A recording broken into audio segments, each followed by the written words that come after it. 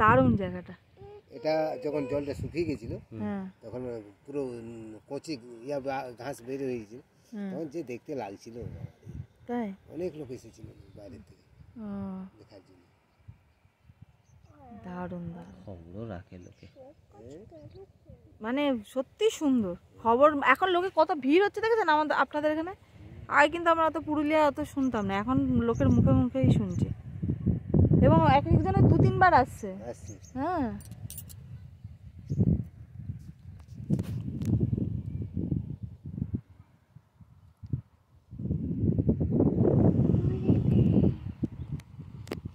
আঙ্কেলকেও নিয়ে আমরা যখন বাড়ি থাকবো দেখবো।